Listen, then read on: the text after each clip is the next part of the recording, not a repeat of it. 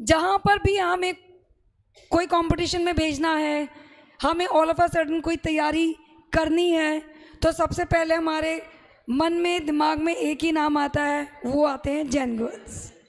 हमेशा ही जहाँ पर कई बार हमें लगता है कि हमारी लड़की जो हमने तैयार की थी वो अटक गई या वो बीमार हो गई या वो कुछ नहीं कर पाई। आप मत, सारी लड़कियाँ बहुत अच्छी हैं, आई मस्ट से बहुत बहुत अच्छी हैं, लेकिन इनमें से एक लड़की अगर हमने उसको रात को भी बोला, आज फ़ोन किया निकिता जी से बोला कि उस लड़की से बात कराई और कल तैयारी कर कर आनी है, उस लड़की ने कभी भी हमें लेट डाउन नहीं किया। स्पेशली जनरली मैं किसी का नाम लेती नहीं हूँ, लेकिन उस लड़की का आज मैं नाम लेने पे मजबूर हूँ। वो लड़की है Vishuddhi. A big hand for Vishuddhi. जो क्राउन हमने स्कूल में दिया विशुद्धि को, मैं चाहती हूँ वही क्राउन मैं सबके सामने उसको पहनाऊँ। वो एक्चुअली में मेरे लिए स्टार है।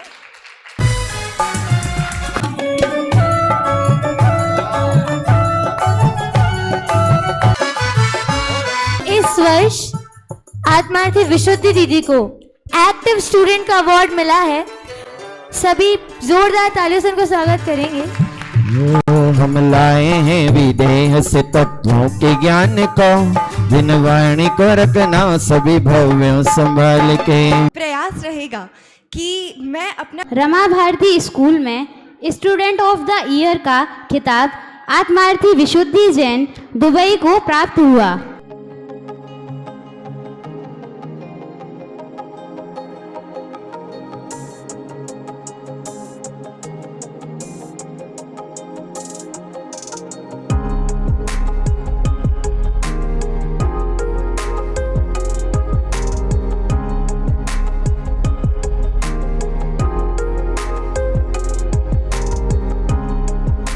नृत्य प्रतियोगिता में भी इंटर स्कूल कंपटीशन में स्थान प्राप्त अपनी प्रतिभा का प्रदर्शन किया। इसके अलावा नुक्कड़ नाटक, इंग्लिश पोइट्री,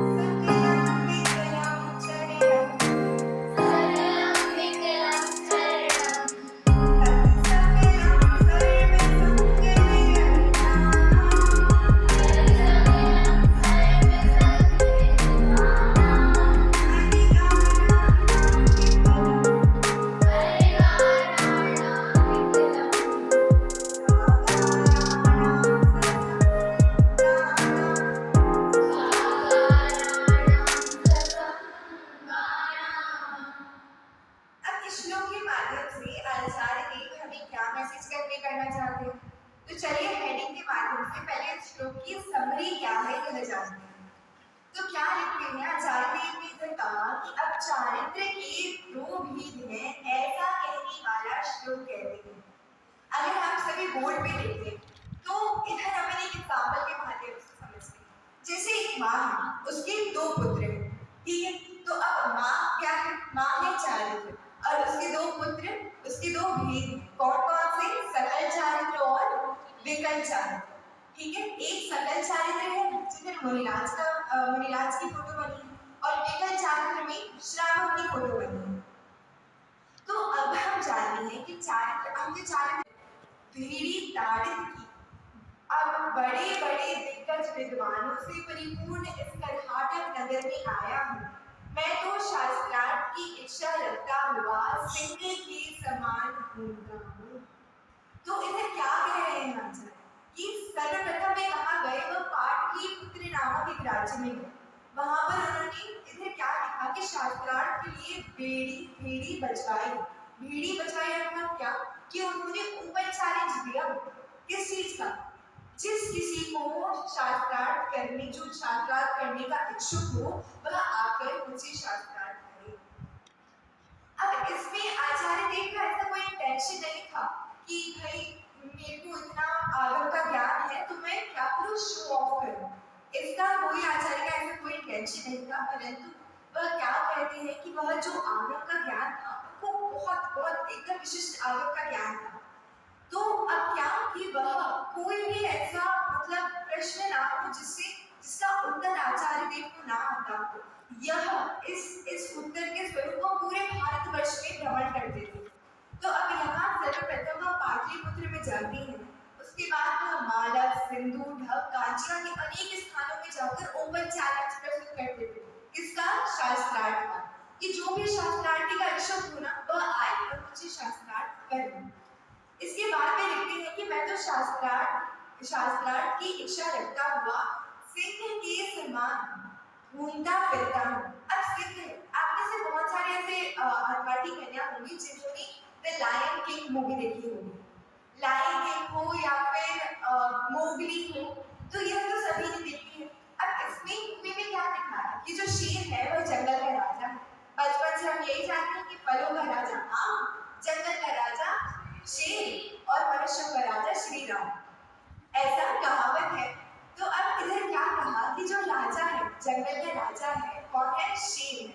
तो अब ये जैसे वन में भयभीत, अब आप बताइए शेर किसी भी जानवर से भय रखता है नहीं, छोटे से छोटा और बड़े से बड़ा, वह किसी भी जानवर से भयभीत नहीं होता। वह एकदम मतलब ताकत, क्योंकि वो मोस्ट पावरफुल एनिमल है तो वह निर्भय होकर पूरे वन में विचरण करता है। ऐसा ही इधर आचार्य देव कहती हैं कि मुझे भी किसी भी प्रकार का भय नहीं है, अपवाद आदि का बिल्कुल भी भय नहीं है, क्योंकि पता है कि राइट इज ऑलवेज राइट।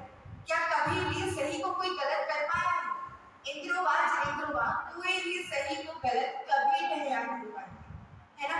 बड़ी दीदी कहती है कि इंद्र और जनेन्द्र, अगर कोई भी सही चीज हो, आप कितने भी सही हो, क्या कोई आपको गलत ठहरा पाएगा?